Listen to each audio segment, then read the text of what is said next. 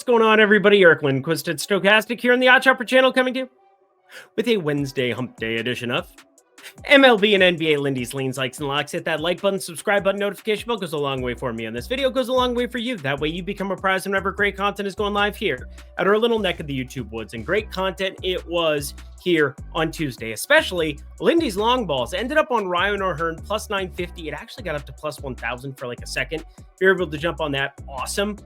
But yeah, we converted on that. That was fantabulous. Fantabulous. I just made up that word, but it is fantastic and fabulous at the same time. Thank you to Ryan O'Hearn for the over 2-unit bomb to just set the Discord on fire, and also X/Twitter/whatever Elon calls it. But we got to continue on. This is a forward-looking show. We got a lot of baseball to talk about. 15 games on Wednesday, and of course, my Minnesota Timberwolves Game 5 in the enemy layer. Good luck. Yeah, we'll talk about it. There's a lean like I'll give you to end our program here. But Lindy 5, that's how you jump in the Discord to get the best lines every single day. To be able to, I mean, they're already posted. They're already ready to rock here, so you should probably check that out. I really want to watch this fourth quarter, though, of the Knicks game. So we're going to get ourselves rocking and rolling. Producer Jacob, he's set as well. So without further ado, let's get to the picks. We begin today's boarding walk, and I repeat, leans, those are things I'm thinking about betting, even though lately, if I just bet some of these leans, life would be fantabulous. Once again, that stupid word that just came to my head. White Sox taking on the Mets, and he got there by the hair of his chinny chin chin. I had talked about on the Aton-led Best Bet show. We fired that up here today. McGill ends up going over 5.5 strikeouts. Thank you, frickin' God. So that parlay lives on. It lives on. We'll see if it converts here this evening. But thank you for everybody who tuned in and checked out that show. It'll be rocking again on Wednesday. We'll have some live baseball to sweat. Now, all four of these games go on in the early window, but back to the White Sox here. We have Griffin Canning. Strikeout stuff has been all right. 22.5% K rate.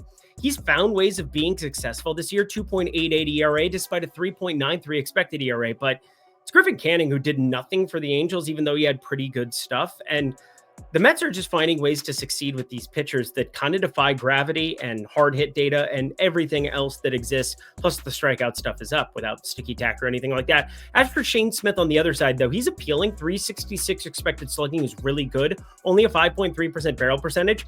So while I know a lot of sharp people who ended up on Alonso Homer, I wish I did. Juan Soto, Brandon Nimmo. I mean, these guys are not going to be in play for me here in this spot. Shane Smith has been all right. He's probably been the best pitcher out of the White Sox rotation, which isn't saying a whole heck of a lot, but yeah, just be careful with the Griffin Canning piece. Robert didn't end up in the lineup. They just traded Matt Tice.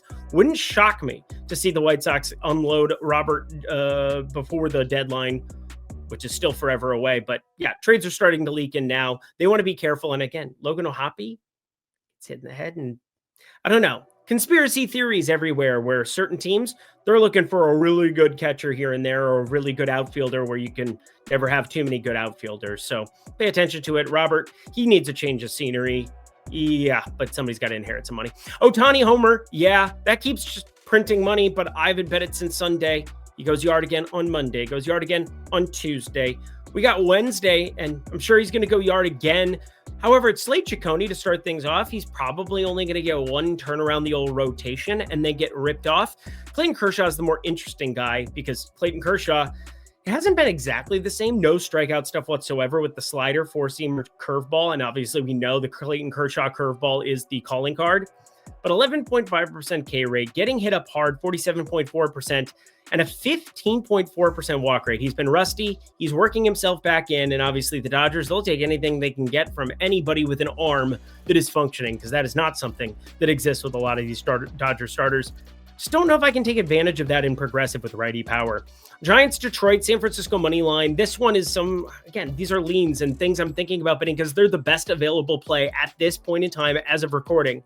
And minus 105 on DraftKings, Landon Ropp, 32% hard hit, 395 expected slugging. I get that Jackson Jobe has also found ways of being successful this season, 4.06 ERA, but he's outperforming a 4.47 expected ERA. He has a sub 18% K rate and a 12.3% walk rate. If it weren't for some of these lefties and Kerry Carpenter, Riley Green, and then the Gleyber Torres, Spencer Torkelson pieces, even Javi Baez just got a rainbow up his butt. I mean, we're just we're going to stay away more than likely, but I do think out of the money lines on this early window that I'm talking about, San Francisco's the closest I'm going to get to firing something up because the bullpen combination with Rupp, I think, is doable. Boston taking on Milwaukee, and oh boy, Bayo, Peralta. I mean, it's a huge pitching mismatch, but plus 140, plus 145. If that trails up north of plus 150, fastball Freddie, it's been good so far, but he has a fly ball pitcher taking on a bunch of lefties and Rafael Devers, Jaron Duran, and Willie Abreu. Not that they did jack diddly squat here so far on Tuesday. Is that game over yet? It's in the 8th inning. Yeah, they're probably not going to do anything. I bet them both the homer. No big deal. Hey, Ryan O'Hearn homered at plus 950. I'm not going to complain. Next slide of games. Boop, we got ourselves Severino under 4.5 strikeouts. I think that's where the opening prop number is. And I have him a big favorite to go under against a Houston team that doesn't strike out a ton at the top of the lineup. Like most guys shouldn't be striking out a ton at the top of lineups. And I say that, and then I see stuff every single day that just surprises me. Like O'Neal Cruz and Brian Reynolds, both north of 27% strikeout rates going up against strikeout pitcher. I'd slide them down to like 3-4, try to get some like IKF or somebody on base and hope you run into high variance outcomes. Maybe that's why they've scored more than 4 runs once in a month and a half. Whatever. Severino under 4.5 strikeouts. He really doesn't have it going with the whiff. 17.9% K rate. You work through some of his numbers. He's giving up 33% pulled percentage. I think it gets problematic. I will say Lance McCullers, somebody else on the other side, 45% pull percentage against him. Now, most of that is going to be from the left side, so it sets up much, much better for him there. But, I mean, Luis Severino's right-handed too. I'm just saying 4.5 strikeouts for an 18% strikeout rate against this Houston lineup. Not ideal. Pena at the top, Paredes at the top. We're probably going to add that. I need to see the opening number and see where books decide to land with him. Pin a tail on a donkey. Speaking of Jackson Merrill, he's been a bit of a donkey lately after coming back from the IL and smacking right from the get-go. Not sure what to make of it, but he's such a young, talented player that it's hard not to see like plus 650, plus 750. Like these are getting to be big numbers. He was one of the shortest home run plays on the board constantly, and it made sense with a 583 expected slugging, but bat speed's down over the course of the last month. We've got a 40.7% hard hit, which is way down over the last month. And Gavin Sheets has kind of taken the mantle up as the lefty power out of nowhere guy that Jackson Merrill was last season, although wasn't out of the middle of nowhere. He was a 21-year-old phenom. Herrera, 2+ bases. Look at the weather. It's just been rainy and muggy and just continues to think it stays that way. Again, we have the GOAT that is Ryan O'Hearn, so we will not besmirch his good name, but an interesting spot to say the very least here in Baltimore as we start the evening window of games, because Mile Michaelis sucks and Cade Povich sucks even more. So I don't know what else is going to show up from a batting perspective, but I will say Ivan Herrera ends up third there considering Brendan Donovan, a late scratch, Alec Burleson up to the 5-hole here today. Lots of stuff that I considered firing on the St. Louis side. I stayed away from pretty much all of it. I ended up staying away completely from all of it. But Ivan Herrera, 46.8% hard hit, 589 expected slugging. Both of those numbers, very fine indeed. Ivan Herrera by far the highest expected slugging on this team. He got back from injury. He looks all right to me. Cincy and Kansas City, I mean, we've just been betting unders and unders and unders and unders and unders and unders and unders. Did I mention we've been betting unders there? So just saying, oh my God, Jose Altuve had another home run.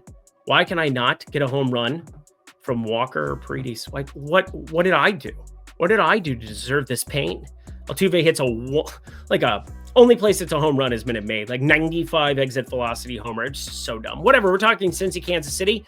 Weather looks bad again. It's blowing in at Kauffman, and you've got 2 really good pitchers. Cameron from the left side has looked really good. Only 3 starts under his belt. And Hunter Green, he is my North Star. I love him so much. Cincy money line, purely because that number is pretty short. Rounding out the lean category, and then we'll get ourselves to the actual plays. Under 7.5, it is blowing in yet again. It makes me so happy that we jumped in on 8.5 at the beginning of that series. Such a broken number, and I get it. The Cubbies, they run create. They have guys with speed. They don't even need to just hit bombs. They have so many ways of being able to create runs now that Hap's back with, Nico Hoerner, who just runs and runs and runs. Same thing with PCA. Same thing with Kyle Tucker out there stealing bags. But it's still looking as though, the weather is just so egregious yet again.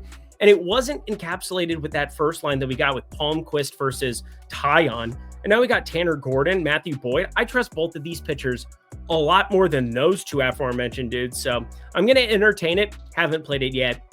Toronto money line. We saw a leaving early Nathan Eovaldi. I hope he's okay. It sounds like it was tricep tightness. That was the official number on it. Doesn't matter to this, but it matters if I want to pull the trigger there, because I think you could have a Texas middle relief section, and you could just have Molly have to go out there and chuck a ton of innings, maybe eat innings. I'm not sure. We don't even know who's going to be pitching on the Toronto side. They have a number of options to make it a bullpen game for them.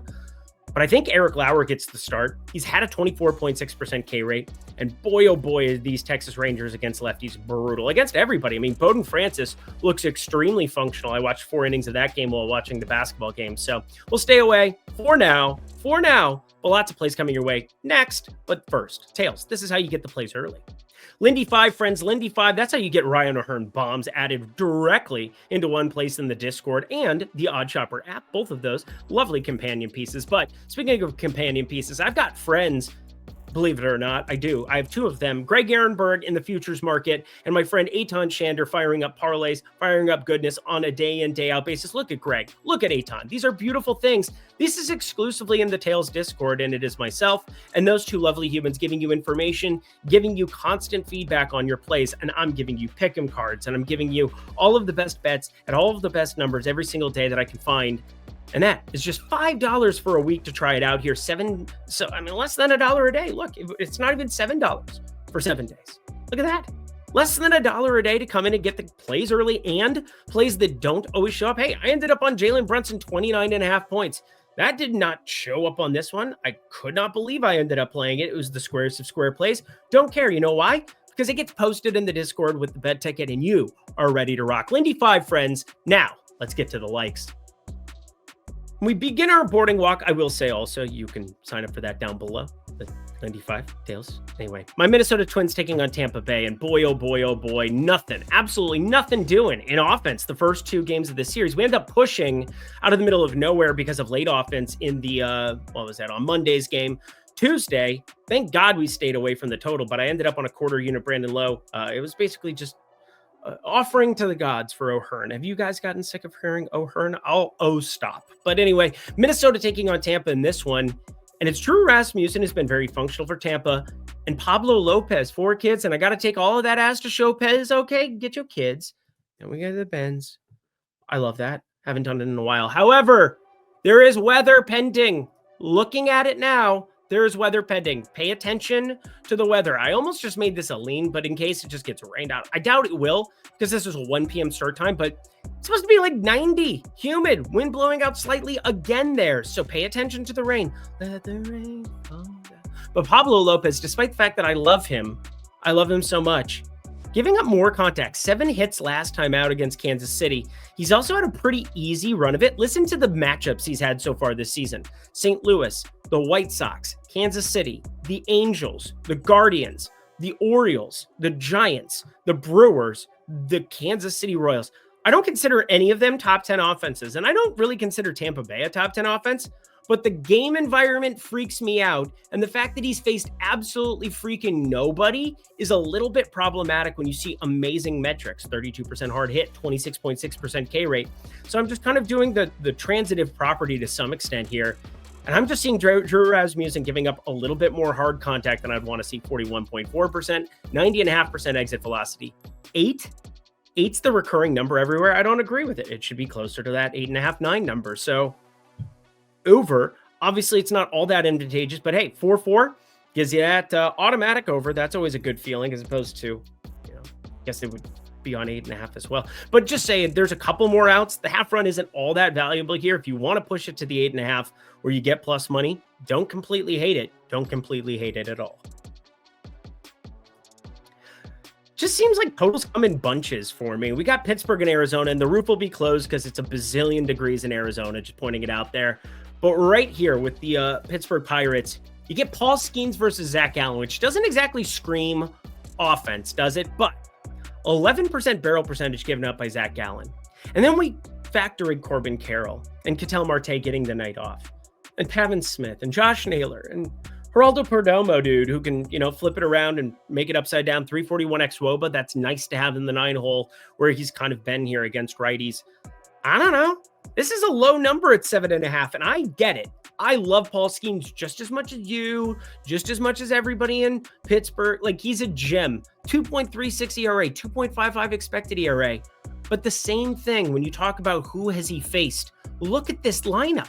I mean, other than the Mets and Phillies, which are two of his last three starts, the Brewers, the Cardinals, the Pittsburgh, Dodgers, that's pretty good. Cleveland, Washington, St. Louis, Tampa, and Miami. Just throwing it out there. A pretty soft schedule overall for Paul Skeens as well. And Zach Allen, yeah, he's going to positively regress considering he had to pitch with the roof open a bunch here in these home outings lately. But with the roof closed, I still like the over here because he's giving up just enough hard contact. And a lot of the bats that I like the most, the O'Neill Cruz piece, Brian Reynolds from the left side, switch hitter for what it's worth. And then Spencer Horwitz picked up from Toronto when they let him go. Like, it makes all the sense in all the land to be on the over of 7.5. So yeah, 2 overs to start off our card. It's just weird. I'm just trusting the data. This one's going in the lean light category, and I have played it. This is one of those like rare instances where it's a lean light that I have played. Normally I give them to you when I'm like, hey, dealer's choice, like I'm going to in the NBA streets. But Atlanta plus 1.5 at Philly, and I'm not in the business of trying to give you bad bets, but I don't see how Philly isn't like minus 180, minus 185 here, purely because the starting pitcher matchup is such a mismatch. Now, AJ Smith-Shawver has shown some strikeout ability here at times, 22.8% K rate. But other than that, 50.5% hard hit, 16-degree average launch angle off the bat, 10.9% barrel percentage, and a 10.6% walk rate. I get it. Bryce Harper got dinged up on the elbow, got hit, and will probably, I don't know, is it going to be a contusion? X-rays came back negative on it, but it's Zach Wheeler on the other side, 33% hard hit, 242 xWOBA, but 32.7% K rate. What's there to miss here? I get it. Zach Wheeler has given up like a solo shot here and there, and we're seeing low-scoring games after low-scoring games here across the country because it just hasn't been that nice out. It's been pretty brutal out, so just pointing it out there. I get why this is the number that we're getting there, but Philly money line, make it a parlay piece if you really must, but I do think minus 160, minus 162, both advantageous numbers to get to. I played it. I think you should. 2 plays left in the MLB streets, and you better believe they're props, Yankees and Angels. And this one is looking ahead in the future because if we're going to get the same kind of numbers we got from, the Carlos Rodon spot, from, like looking at potential starters here against righty starters specifically, I do think the Angels lineup sets better up against lefties, and yet they've been much, much worse. I mean, it's all right-handed bats outside of Nolan Shanuel and Luis Renifo at the bottom of the lineup sometimes, who's kind of been in and out now and probably will be more with Chris Taylor. But I just think Zach Neto's season is going way under the radar, and he needs a little bit of love. Now, Zach Neto is a shortstop. He is a leadoff shortstop, and he is freaking good at baseball. He has hit the ground running after a late start to his season because he was dinged up, and he had incredible metrics last season, and a 50.5% hard hit this year is even better. 543 xWOBA out of this world, 606 expected slugging. We have so many ways to invest in him in some of these matchups against guys like Clark Schmidt, who has been really, really good, but you're getting the price bump, and he's been good against difficult opposition as well. He's striking out quite a bit, but he never, ever walks. He's up there swinging at the plate. And it's not that books can't factor in this to their decision-making, but I would disagree with some of the numbers I've seen here recently. And I haven't bet them yet because they've just been fractional. It's been like 5 off, maybe like 3 off. I think we're going to see something larger here against Clark Schmidt, just kind of punishing his entire Angels team for being terrible, which I get, I understand. But Zach Neto for 2+ bases, not even going to lean this one, just going to throw in the light there for you. We're all going to have to play it together, but nice plus money coming in on Neto expected for tomorrow. And I've had a just dandy day because of one thing and one thing only, and that was a long shot home run from Ryan O'Hearn. Let's try it again. Washington taking on Seattle here in this spot and just kind of setting up the precursor. George Kirby out there for Seattle. He cashed in under 4.5K for us last week in his debut start. That was really, really nifty. Thank you to him for that. But 21.1% K rate. Again, it's one start, one opportunity to seize everything he's ever wanted. Probably not, because he got completely pulverized, as I said he was going to. 6.10 expected ERA. He's never been my favorite back, but he will get better than where he's at right now. He's been pinpoint accurate throughout his entire career, had a 3.44 expected ERA last year. And it's not that I don't like him. It's just that there are BABIP guys that exist, and 23% K rate is just much worse than what you would expect some of these numbers to be, because he does have to get by on location, has to get by on being pinpoint. And it's never my favorite style of pitcher when you're going to be making contact with bats, especially if they're good on the other side. So there's a couple of lefties, Sage Abrams, James Wood, that kind of concerned me, but not as concerned as what we should all be with young Trevor Williams. Now, he's not young at all. I believe he's 33 years of age, out of Arizona State, but that's just off the top of my head. I don't know if that's true. I think it is actually true. I think he went to Arizona State. Whatever. He's given up 6 homers to lefties already on the season in 25 innings pitched, 130 batters faced, so 6 homers, 2.16 whip to lefties. He has a major lefty problem. This is a great ballpark to be pitching in, but there's one lefty who's always undervalued when it comes to facing these bad righties. Rowdy Tellez. 517 expected slugging. He strikes out a bunch, 26.4% K rate, but one of my favorite metrics that nobody factors in is when they get to face guys with no strikeout stuff, and that is what Trevor Williams is. He is throwing a four-seamer. He's trying to make a change work. It doesn't really work to lefties. Trevor Williams is going to get pegged for a couple of runs here to the left side. Jorge Polanco, Cal Raleigh, unbettable type numbers, but you know who doesn't? Rowdy Tellez. We're going to bet Rowdy Tellez to hit a homer. Anything better than plus 480 is on the card for tomorrow, and we'll definitely get something better. Oh, 180, actually, plus 480, but I just wanted to do the darts call. All right, let's get out of here, but first, we got Portfolio EV and then NBA, and then we'll leave. What is Portfolio EV, you ask? You head to the link below, go to oddshopper.com if you would really like right now, and check out Portfolio EV completely free to you for 2 weeks using promo code Lindy1. It is the best in market-based betting. It is a really great app to be using as a companion piece, a really great situation with live odds screen, so many other great things, so little time. Check out Portfolio EV today at the link below. Once again, that is promo code Lindy1. Tons of sports, WNBA, NBA, NHL, MLB. Check it out today, and let's get ourselves back up out of here. To the NBA streets we go. Guys, I'm not okay. I made money today, and I'm not okay. It's actually painful. What am I supposed to do? Like, what am I actually supposed to do with my life? When I look at things like this, I just thought that things might get better, but they're not better. They hurt. And Minnesota loses by 2, and SG is a free throw merchant, and these are all the things that are true in the world. I can't bet this. I can't. And I was right last time out. Plus 3.5. It was definitely the right side of things, considering the game environment, considering, I don't know. Ant and Julius Randle didn't even there were no-shows. There were complete no-shows in that game, but really hard to win 8-on-5 if you ask me. And once you know, we have 8-5 right there. Oh, it's going to be a lean like. Data says this is closer to 7. Okay, see, we've seen these games enough. You understand them. We found little intricacies. Now, I didn't end up on cat rebounds today. I think Premium Discord already knows that. Ended up on Jalen Brunson over 30 points. Have no idea how. It's just simply the way that the cookie crumbles, and run the data and see his numbers move throughout the day and get a better idea of it. But this is game 5. Minnesota is playing a way uphill battle. They'll move all the minutes that they need to whomever is playing the best, no matter what situation. Hi, Terrence Shannon. What the hell? Minnesota plus 8.5. Yeah, this is going to be a dicey one. I'm staying away, but it's the current best number that I am seeing on the board. And that does it for another edition of MLB and NBA Lindy's Leans, Likes, and Locks. Head to the comment section below. Let me know your favorite plays that exist on the board for this lovely slate we have on Hunt Day Baseball throughout the day. Premium Discord loves that because we get early sweats, we get late sweats, we get midday sweats, we get your at work sweats, we get all of that. And you can get it now too. Lindy, $5 for your first week. I don't know why my computer. See, it says $5 for your first week. I'll move my head like that, or I'll just end the program. Thank you, producer Jacob. Until next time, friends, I'm Eric Lindquist. Best of luck in the MLB and NBA streets on Wednesday.